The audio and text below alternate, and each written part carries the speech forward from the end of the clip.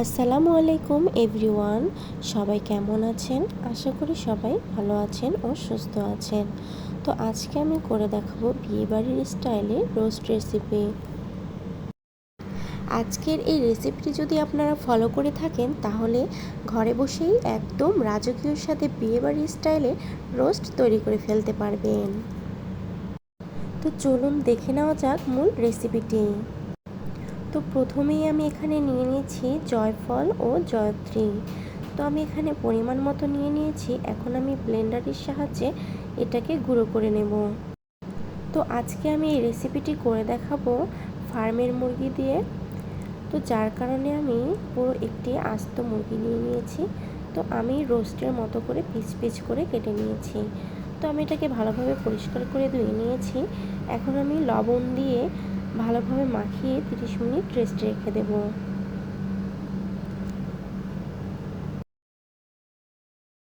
তো 30 মিনিট পর ফিরে আসছি। এখন আমি কড়াইয়ে তেল গরম করে নেব। তো তেলটা যখন গরম হয়ে আসবে তারপরে আমি একে একে সব রোস্টের পিসগুলোকে ভালোভাবে ভেজে নেব।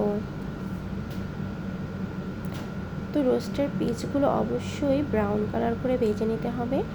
খুব একটা বেশি ভাজা যাবে না, তাহলে রোস্টগুলো ড্রাই হয়ে যায় আর খেতেও তেমন ভালো লাগে না। তো একে একে আমি সব রোস্টের পিসগুলোকে এভাবে ভেজে নেব ভালোভাবে।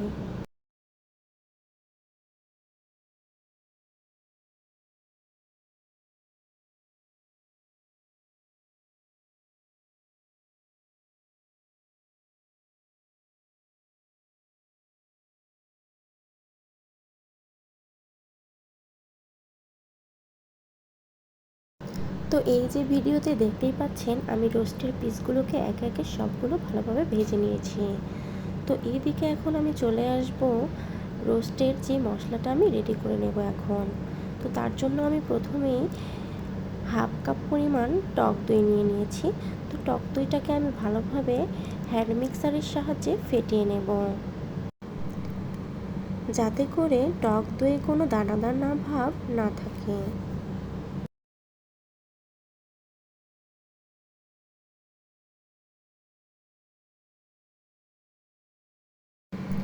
তো এখন আমি এদিকে নিয়ে নিব রাঁধুনি রেডিমিক্স মশলা।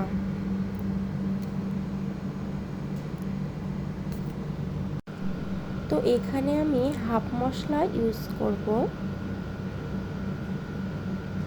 তো আমি প্রথমেই পানি দিয়ে মশলাটাকে ভালোভাবে মিক্সড করে একটা পেস্ট তৈরি করে নেব। তারপরে এখানে আমি টক দইয়ের মিশ্রণগুলো দিয়ে দিলাম। দিয়ে আমি মশলা আর টক দই ভালোভাবে মিক্সড করে নেব।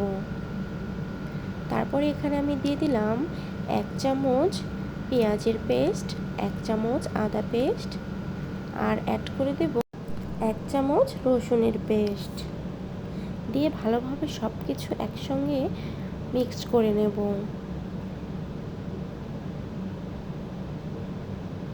তারপরে এখানে আমি অ্যাড করে দেব 2 চামচ বাদাম গুঁড়ো। তো এখানে আমি আলমন্ড আর ক্যাশনাট এই দুইটা বাদাম একসঙ্গে গুঁড়ো করে রেখেছিলাম, তো ওটা অ্যাড করে দিয়ে দিলাম। আর যে জয়ফল আর জয়ত্রীটা ব্লেন্ডারে গুঁড়ো করে রেখেছিলাম সেটিও দিয়ে দিলাম। তো এভাবে করে মশলাগুলো আগে থেকে মিক্সড করে নিলে রান্নাটা একদম ইজি হয়। তো চলে যাব চুলায়। তো চুলাতে একটা প্যানে আমি তেল গরম করে নিয়েছি, তার মধ্যে 1 চামচ ঘি অ্যাড করে দিলাম।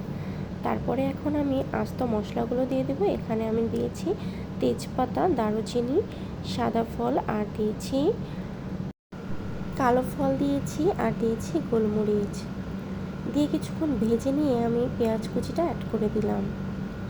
দিয়ে আমি এটা লালচে করে ভেজে নেব।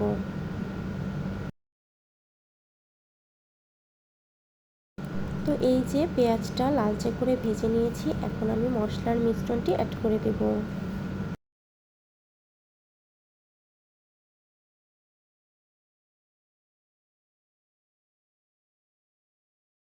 তো মশলাগুলোকে অবশ্যই খুবই ভালোভাবে কষিয়ে নিতে হবে। তেল ছেড়ে দেওয়া পর্যন্ত আমি মশলাগুলোকে ভালোভাবে কষিয়ে নেব। আর এখানে আমি অ্যাড করে দিলাম স্বাদ মতো লবণ। যেহেতু মুরগিতে আগে থেকে লবণ দেওয়া রয়েছে, যার কারণে এখানে লবণের পরিমাণটা আমি কম ইউজ করলাম। তো মশলাটাকে ভালোভাবে কষিয়ে আসার জন্য আমি সামান্য পরিমাণে পানি অ্যাড করে দিয়েছি। আর একটু অ্যাড করে দিয়ে দিলাম লাল মরিচের গুঁড়ো, খুবই সামান্য পরিমাণে দিয়েছি শুধু ফ্লেভারের জন্য, আর কালারটাও খুবই সুন্দর আসবে। তো এই যে মশলাটা আমার কষিয়ে নেওয়া একদম শেষ।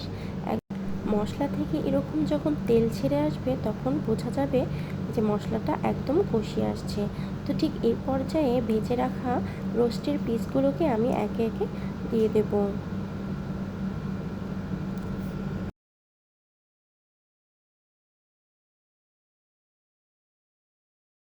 তো তারপরে রোস্টের পিসগুলোকে মশলাটার সঙ্গে ভালোভাবে একটা চামচের সাহায্যে উল্টিয়ে পাল্টিয়ে নিতে হবে, যাতে করে মশলাগুলো ভালোভাবে ভেতরে যায়।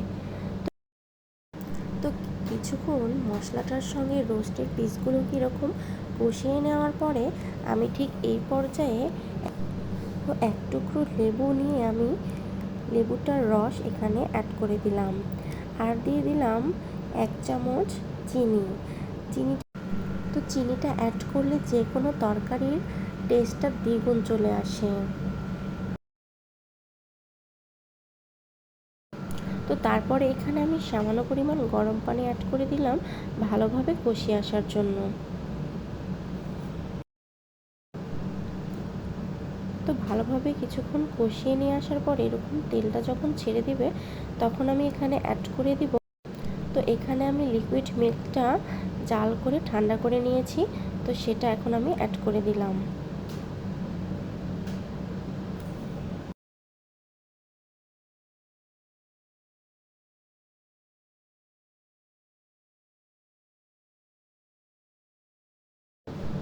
তো তারপরে এখন ঢাকনা চাপা দিয়ে দেব, রান্নাটা হয়ে আসা পর্যন্ত ওয়েট করব।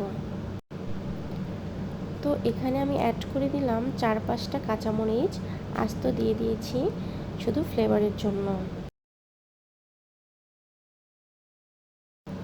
তো রান্নাটা যখন হয়ে আসবে তখন আমি এখানে অ্যাড করে দিলাম 1 চামচ ঘি, আর দিয়ে দিব বেরেস্তা। তো দেখতেই পাচ্ছেন কতটা লোভনীয় হয়েছে, খেতেও ঠিক ততটাই মজার হয়ে থাকে।